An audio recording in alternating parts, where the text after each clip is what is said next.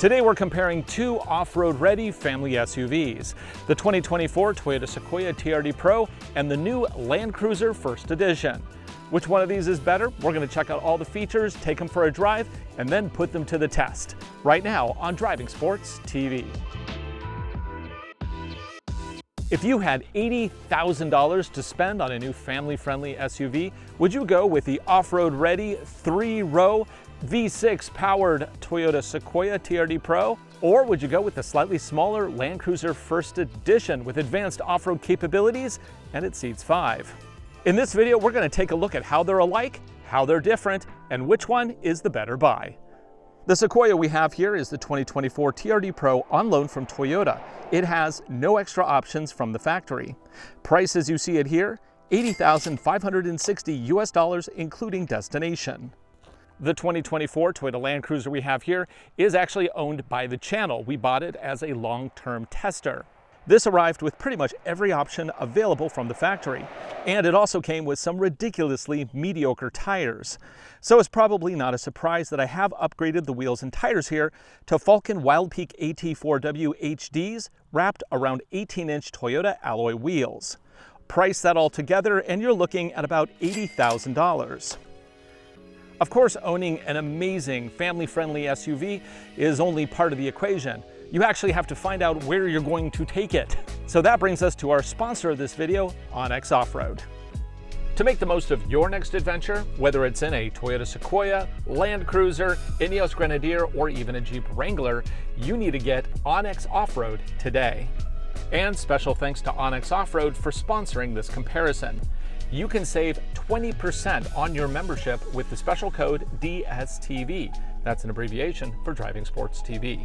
Whether you're using it in the Toyota Sequoia with Apple CarPlay and its massive 14-inch display, or you're using it in something with a smaller display, on your desktop, or even just straight on your mobile device. Onyx Off-Road will help you plan your next adventure by helping you find nearby trails, planning routes, and even getting up-to-date location information.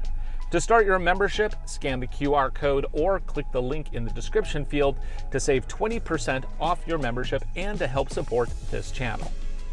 We're going to start this comparison with probably the biggest difference between these two vehicles: powertrain.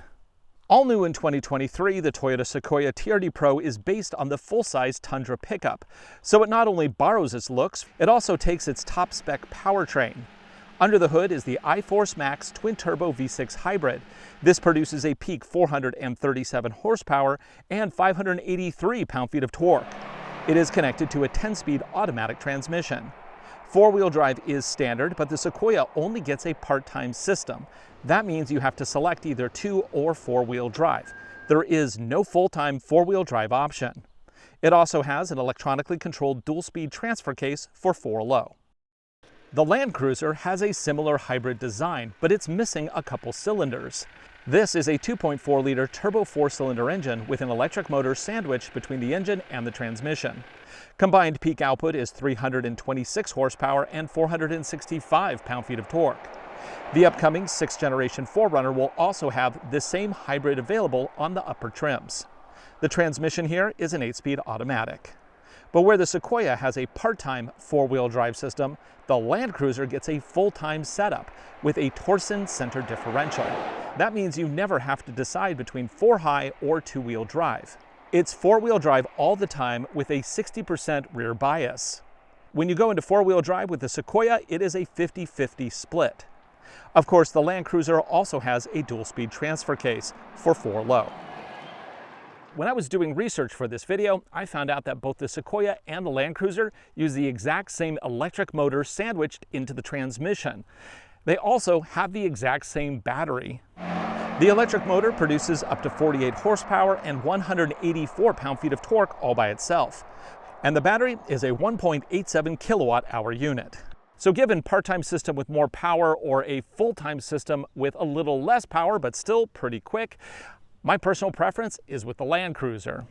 In terms of safety, the Land Cruiser actually has the edge because this Sequoia only comes with Toyota Safety Sense 2.5.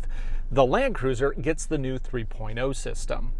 That means that in addition to all the normal stuff, the Land Cruiser also gets proactive driver assist and the new traffic jam assist hands-free system. Of course, both vehicles have blind spot warning, pre-collision with pedestrian detection, radar-based adaptive cruise control with lane tracing, and auto high beams. The Sequoia here does have a light bar included, which is really cool, and that is in addition to the fog lights. The Land Cruiser doesn't get a light bar, but it does have color changeable fog lights. You can go either white or amber. Now, the reason you would want amber is it actually cuts through fog a little bit better than the white.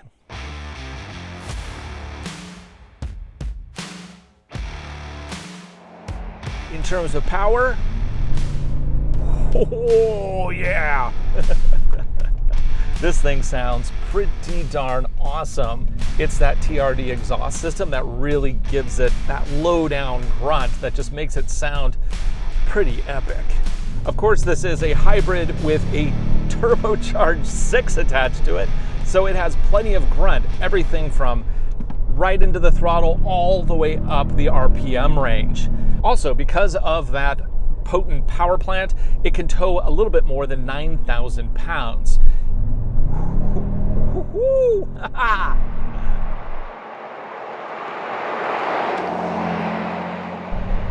Both these vehicles get an independent suspension setup in the front, and then they have a solid axle with multi-link suspension setup and coil springs in the rear. What that means is that it actually tracks really nicely on the highway. Unlike a Jeep Wrangler or an Ineos Grenadier that has solid axle both front and back, this is less prone to wander when you're going over expansion joints and potholes. It is really just a joy to drive. Granted, the independent suspension setup on the front does limit articulation. However, the Land Cruiser has a fix for that. This Sequoia doesn't. So we are going to be limited with the amount of articulation we can get on the front.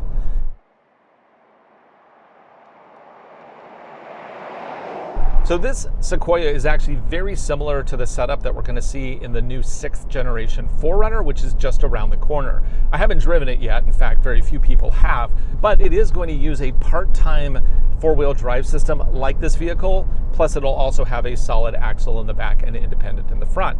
And it's also going to have this kind of more of a squashed aggressive look.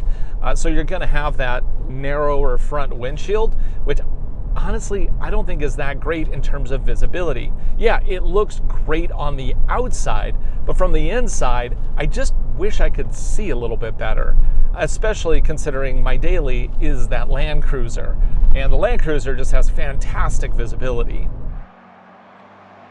In terms of just driving it on pavement, the hybrid system is actually pretty much transparent. It kicks in when it's needed, and it's not there when it's not. It's really straightforward. Now, this does, of course, use regenerative braking, and I find that it's a very subtle system. You can't really tell that it's regenning when it is, which is actually kind of what you want, right? I mean, if anybody has experience with hybrid setups, obviously it's Toyota. This is a refined setup.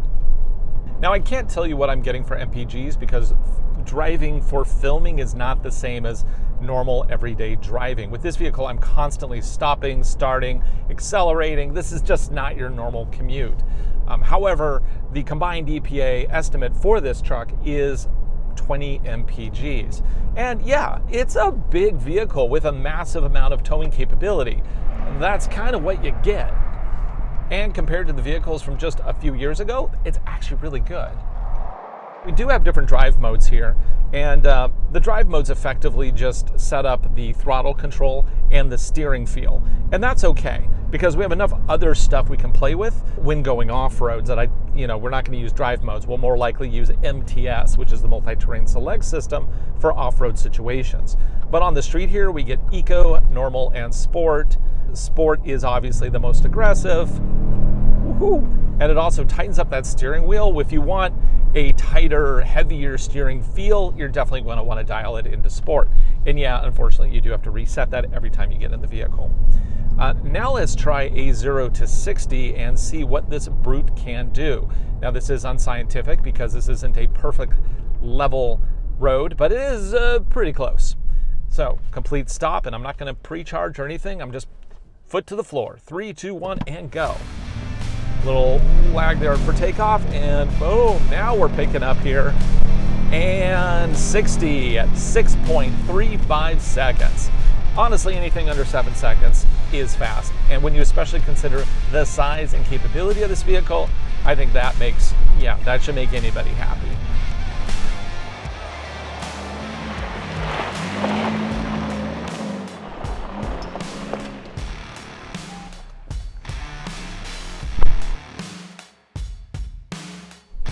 The Land Cruiser has a much more relaxed feel in the way that it drives.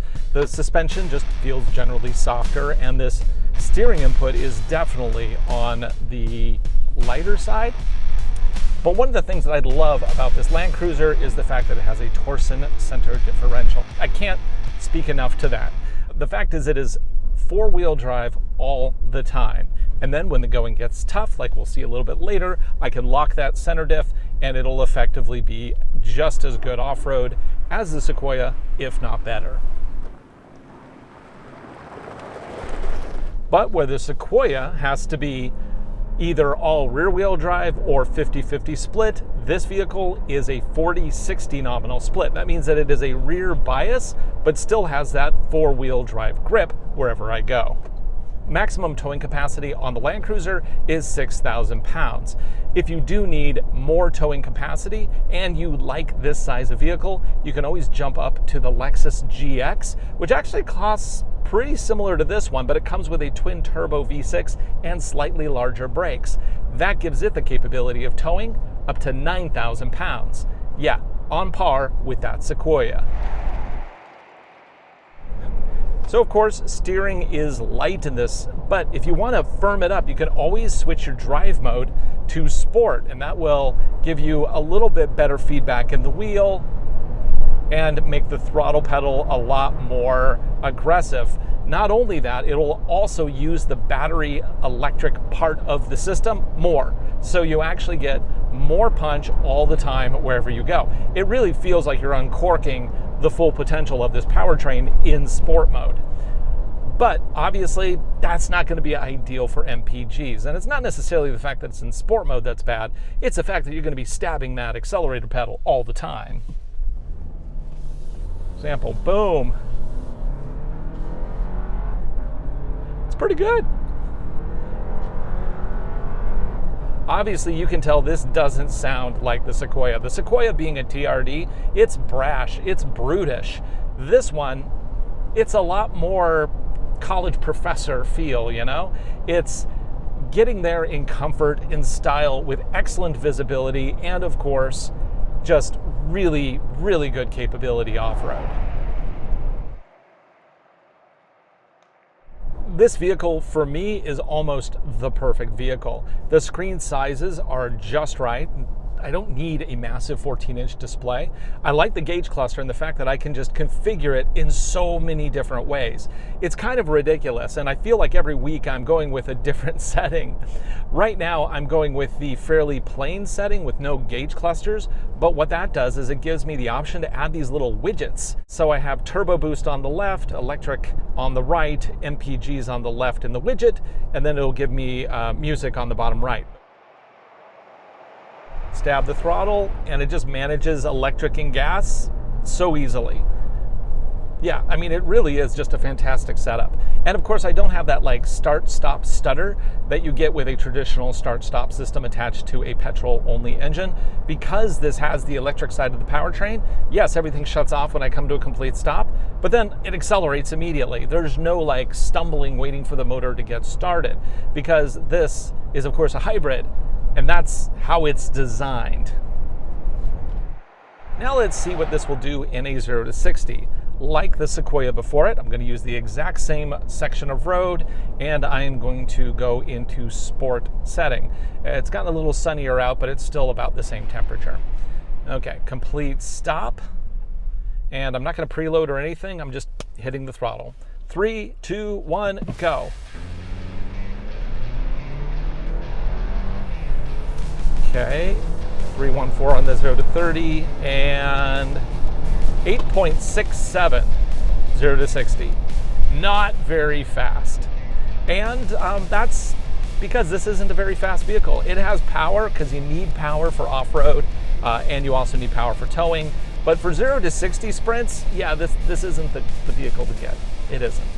I expect the 4Runner will probably have a punchier 0 to 60, even with the same powertrain, simply because you can do that rear wheel drive where all the power is going to the back.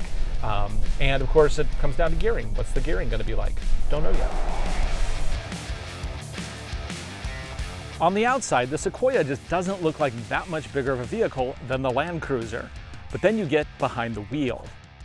Everything is just massive in here. That hood, it's obnoxious. It's so big. And I sit very low in the seat, and this windshield just doesn't feel very large either. So I just kind of get this whole like riding in a big steel cocoon kind of feel. And of course, it doesn't help that we have this massive 14-inch display here. It's kind of ridiculous. Now, one thing I do like about the Sequoia is you get a huge bin here, I get cup holders here, I get another bin up there that also has the wireless charger, and of course you have door bins that has 2 water bottle slots. So yeah, I mean, space, yeah, it's great in here. But that hood.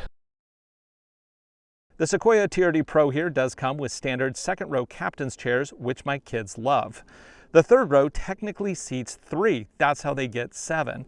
However, in reality, an adult barely fits. So take the claim that it seats 7 with a grain of salt. In reality, it seats 4 adults comfortably, plus you can stuff 3 short children in the back.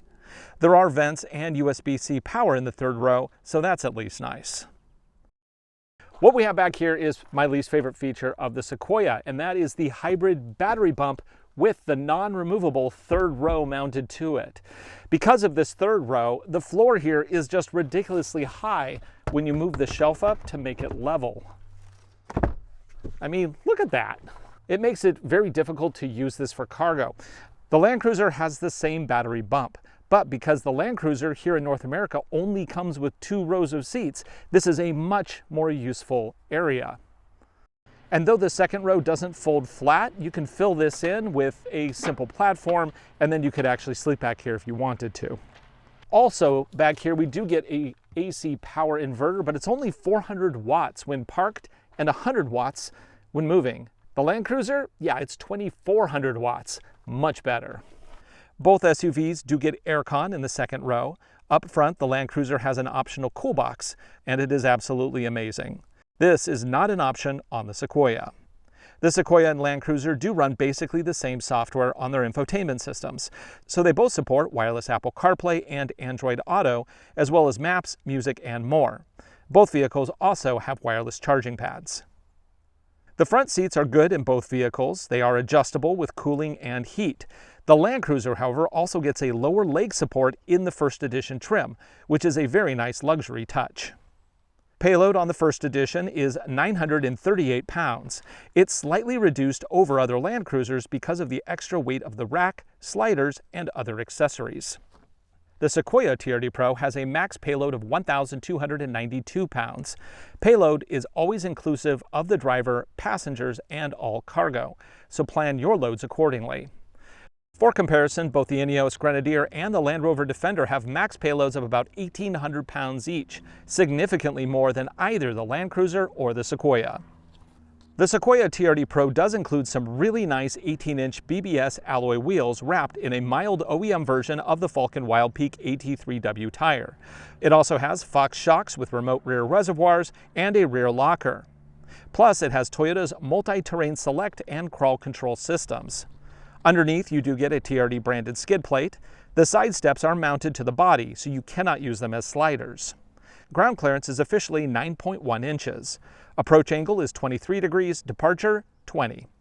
The Land Cruiser also gets MTS and crawl, a rear locker, and a large steel skid plate. But it goes even further than that. Because this is a first edition, it also comes with a front sway bar disconnect to improve articulation, a roof platform, and frame-mounted sliders from the factory. Ground clearance is a little less at 8.7 inches, but these slightly larger 33-inch Falken tires probably increase that to about 9 inches. The factory approach angle on the first edition Land Cruiser is 32 degrees and departure is 22, both better than the Sequoia. I think it's pretty obvious that Toyota focuses on the Land Cruiser as more of an off-road vehicle, whereas the Sequoia is definitely more about family and towing first and off-road secondary, mostly because of that not so great approach angle. To that point, the Land Cruiser's center screen has a new off-road page that shows drive mode, throttle, brake, and inclines. So far, I haven't seen this on any other Toyota, not even the all-new Tacoma TRD PRO we tested just a few weeks ago. The page, however, isn't complete, as it does not show locker or sway bar status. Hopefully, that'll be fixed in a future update.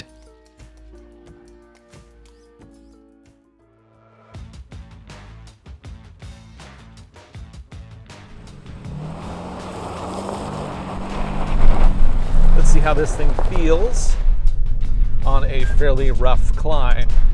I'm just going to dig this at about 30 miles an hour. I'm in 4 high, maybe 25 miles an hour. Don't want to nose out here. Okay, here we go. Actually, those Fox shocks, they're doing a pretty good job. It's a little rough, but not too bad. Nice. Now let's set up for a little off-road test. So before we hit the trail here, we are going to set up the vehicle, and the way to do that is just going to switch into 4 low. I do kind of like how on Ford's vehicles you can just switch using their mode select, and it'll just set up everything, including the 4-wheel drive system. This one you kind of have to know what you're doing, but it's not difficult. Basically 4 low for off-road, put it into drive, and then at this point I can switch my MTS modes to various off-road modes. And let's switch rock, which is going to be the most aggressive at applying the brakes to those front wheels and shifting power as necessary. There's also a crawl control mode. We'll play with that in just a little bit. So I'm in drive, I'm in 4 low, and I'm going to cross my fingers that I have enough ground clearance with this vehicle. It has a very long wheelbase, and that causes problems for breakover. Plus, of course, it actually hangs out pretty far in the back, so our departure angle also has some limitations. Let's get this camera up. Now with this, this is probably the best use of this 14-inch display, the ability to see both what's in front of me and what's next to me. However, I think beyond this screen, 14-inch is just too big, because let's go back to the main menu here. All they've really done is just make all the text and buttons bigger. I don't need bigger, I need more information. So I think that there's some more refinement they can do with this infotainment system. This screen, however, is excellent. With the one caveat, I would like my inclinometers to actually have exact data and not just these vague, you're about 30 degrees or not. I mean, that's literally what it says. Okay, let's see what we got here.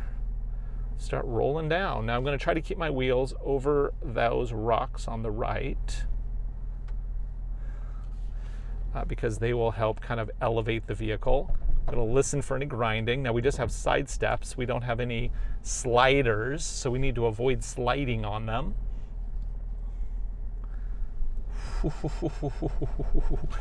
Of course, if I do get stuck here, that is a problem because there's no way to drive out.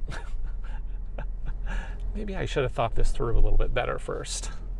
So I am just riding the brake down here, trying to make sure, listening for grinding.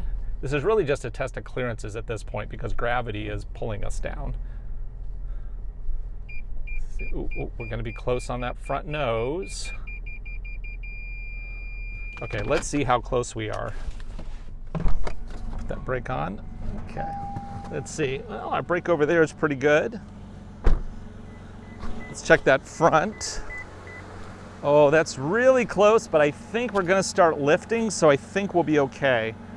Maybe I will put one rock under there, though, just to make sure, so that I don't rip this nose off. Insurance here. Put that rock there. That'll help lift the nose. She'll get one more rock. Okay, little rock ramp. That should help lift us up and over. Okay. Now let's see how we're going to do here. Gonna lift. Yeah. Now I would like that tone to be quieter so I could hear what the vehicle's doing. Oh yeah, we're gonna get through this. Ooh, a little grinding, but it's just a slight amount. Actually, you notice it's not giving me tones to put my seatbelt on as long as I keep my speeds low. Ah, stop those beeps. There. Thought I muted. Oh, I hit the wrong button. Okay. Oh. Up and over. Now this is going to put our front driver wheel in the hole. Let's see what we get for that wheel braking. Now I haven't engaged my mute. I haven't engaged my rear locker yet. This is just MTS, and it's going to pulse those brakes to move us forward. Ooh, and it does an excellent job. This is such a good system. This is doing much better than I had expected it would. Here on the Moguls, let's try out the crawl control system. I basically am in 4-low already. I click crawl, and now I can use this dial to pick what speed I want to go. And keep in mind, you can actually stack commands with the most recent Toyota MTS crawl systems. In MTS, I switched it to auto, and now I'm in crawl, and so it'll apply the MTS mode to crawl. If I wanted it to be rock, I could go back to MTS, pick rock, and then I can go back to crawl and then go into crawl, and it'll use that level of the MTS system as part of the crawl control function. It's very cool. In crawl, it'll manage not just brakes, but it'll also manage throttle. All I have to do is steer, and I'm going to dial this down to the slowest setting. Let's get that front camera back up.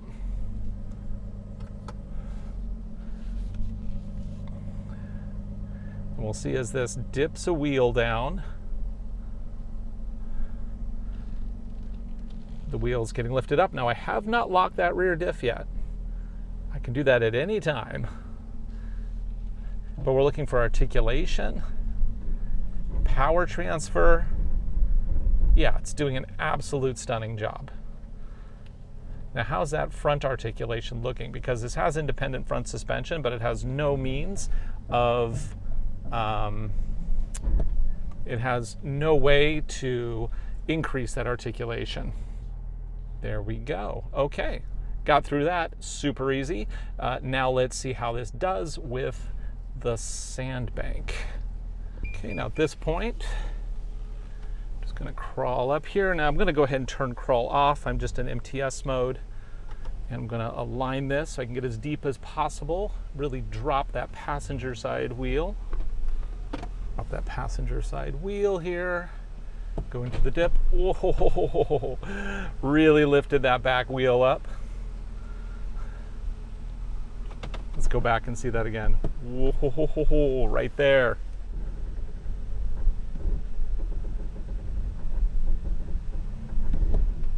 Yeah, it's definitely lifting that back tire up. Just continue on with this. See if we can get all the way through this course. Yep. Oh, I hear the creaking of that sway bar as it's stretching. And down we go. Okay, pretty nice. Okay, gonna continue on along the ridge road. See how this continues to do. Gonna dip a tire down into the hole on the right. Oh, lots of creaking. Come on, can you get this? You gonna get this? Oh, yeah. Oh, camera up again. Now I could also hit auto there and then the camera will just stay on, so let's go ahead and do that. Come on, we're gonna get out of the hole? Right, so far I've gotten through this entire course without having to engage my rear locker, which I'm pretty happy about, honestly. That's really a testament to how good the multi-terrain select system is. Now, keeping in mind though that the multi-terrain select does require a little wheel spin before it locks in and transmits power left to right. So the downside is you're going to do a little bit more trail damage than if you were running fully locked. But of course, the Toyota doesn't provide a front locker. They don't really do front lockers on any of their vehicles in the US. So you are going to be relying on MTS for at least the front locker functionality. Let's try one more test here. So the sand pit here is a bunch of back and forths, but the important thing is the surface. It is a very loose in spots sand, and it's actually pretty deep as well. Both the holes are deep as well as the sand is fairly deep. Now I am just in MTS. What mode I'm at? On MTS Auto so far. And so far we're doing fine. Now the biggest concern here is actually going to be getting out without crunching our bumper. So let's see what we can do here. Let's see if we can get up this or not. So I'm going to pause here and take a look and see how close this is. Let's take a look. Brake on. Oh yeah, our running board is about to hit. We still have to go lower. And oof. Not sure if it's going to work. I'm just going to listen for any grinding and we'll see how this shakes out. Let's listen for any grinding.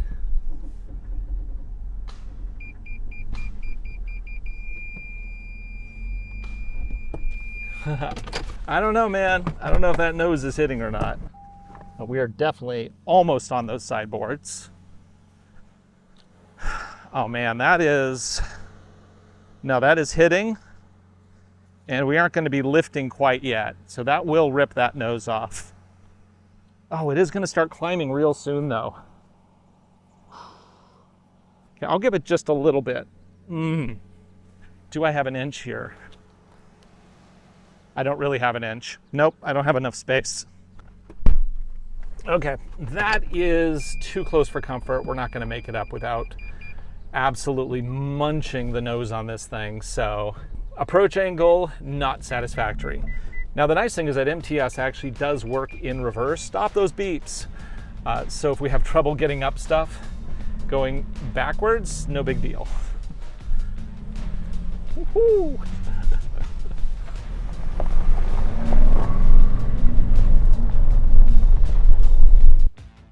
So we're first going to see how well this handles rough roads at speed. I'm only going to get up to about 25 miles per hour because that was the same speed that I did it with the Sequoia. Obviously the Sequoia is a lot more punchy than this one is. Oh, there we go. Actually, it's pretty good. It just triggered the dash cam. Okay, so, well, even though the Sequoia has Fox shocks, 2.5-inch units with rear reservoirs, this one actually felt a little bit smoother. However, the rear reservoirs, the external reservoir on the Sequoia will definitely be beneficial for long, grueling marches across very challenging roads. So we're going to start out here on Landslide, and this is the same course that I just took the Sequoia on. But because it is full-time four-wheel drive, but it does have that torsion diff in the middle, I actually want to lock that diff. So that's going to lock the power front to back. Then if I want to, I can always lock the rear diff if I need to get that side to side under control. Now, what I'm going to do here though is not use that rear diff because we got through the whole course with the Sequoia without a rear diff. So I kind of want to see, can we do the same thing with this vehicle? Like, is the MTS system capable enough to get us through the entire course? One thing I am going to do here though is this has a stabilizer bar disconnect. What that does is it releases the front stabilizer bar so that we have more range of motion with that independent suspension in the front. We're in high 4. Oop, let's switch it into low. Forgot, you can actually lock that center torsion both in high as well as low. And in 4 low, you can also be unlocked. So you can actually run around with no center diff coupled in 4 low, which gives you really good turning radius. Okay, 4 low, that's engaged. Center lock is on. Front stabilizer bar is disconnected. And now let's walk down this. Now, instead of side steps, the Land Cruiser First Edition here actually comes with what is optional on other trims, rock sliders. Sliders are attached to the frame and side steps are attached to the body. Now I can see the 2 rocks that I placed right over here. We're just going to put our wheel right on top of them. So we have the same advantage as the Sequoia climbing up. Now this has a much smaller wheelbase. This is only 112 inches, which is actually smaller than the 4-door Bronco, if you can believe it. Okay, we're now going to continue through. Going to hit a couple of these holes. Listen for any dinging. None. Clearances are good. Right. put the driver's side wheel in the hole. And we're just going to let MTS, oh, let me turn on MTS actually. I'm going to go ahead and switch it into rock, which I probably should have done earlier, but that was actually pretty easy. That's more of a test of clearances when you're going downhill. Okay, so we're in rock mode. I'm now going to add some throttle, and we're going to see the most extreme version of MTS kicking in to keep those wheels from spinning and to keep us moving forward. Perfect. Nicely done. Like with the Sequoia, I'm going to use crawl control here, and like the Sequoia, this can stack commands. I'm going to switch MTS to auto, and then I'm going to switch crawl to the lowest speed setting. Let's release, and away we go. I do believe this is actually slower than the Sequoia. This is a very crawly crawl mode. So dipping wheels down. And we're just going to let the crawl control system sort out traction. It's very quiet compared to the old crawl control, which sounded like the vehicle was braking. So far, this is doing really good.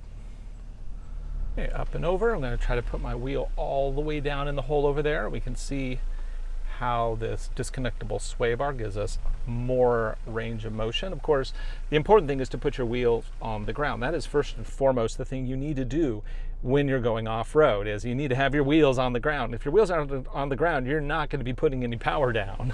Okay, and easy as we go. All right, let's go through the ridge line and finish this up. Now as we continue here, I'm going to go up and over. Now, the size of this vehicle just makes it much better for off-roading. Every little inch you can save makes it that much easier. So with the smaller wheelbase and the slightly narrower body, it's easier to get through tighter spots. Plus, of course, you have a much better turning radius with this. Okay, well, that's it on that particular course. Like the Sequoia, we're just going to crawl through here. I'm not using crawl control, I just have MTS on, and MTS is in auto. Crawl through there, listening for grinding, and now we're going to see if we can climb out of here. The shallow approach angle on the Sequoia made this a no-go. Let's see if this can do any better. So put our nose right against it, and we'll see how close we are. Oh yeah, we'll be fine. Also, because of the shorter wheelbase, I'm not hanging as low right here because my back wheel is actually on this rise, whereas with the Sequoia, it was several inches back here. So for this, I am going to turn my rear locker on. It engages instantly. It doesn't always engage instantly. It actually depends on where the splines are aligned. Happens to be good right now though. Let's just climb up and out. Oh yeah, no problem.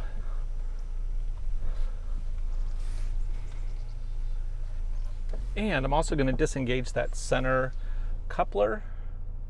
Oh, I can't just engage the center. You have to have the center on to have the rear on in this one. That's fine. It's not that tight of a turn. I think I can do this with a little Austin Powers maneuver. We'll line up here, rejigger here, and away we go. Okay, watch those sides. Nice.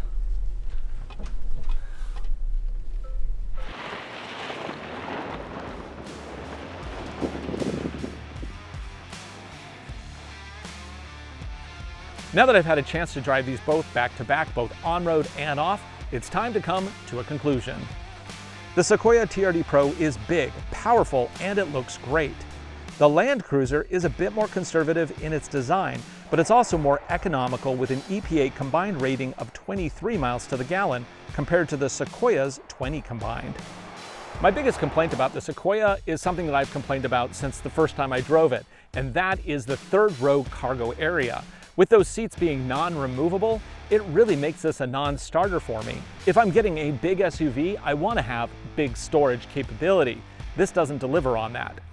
If it was available with 2 rows of seating, I would possibly own one of these. However, as it is, I went with the Land Cruiser for this channel instead. Not only does it have a more useful cargo area, it's also more capable on the trail just because of the included features, as well as the slightly smaller size. Which one of these would you get? Post a comment below. Also, give us a thumbs up if you enjoyed this video. For Driving Sports TV, I'm Ryan Douthit. Thanks for watching. Also, a big shout out to Onyx Off-Road for sponsoring this video. You can save 20% on your membership with the code DSTV. We'll see you again right here real soon.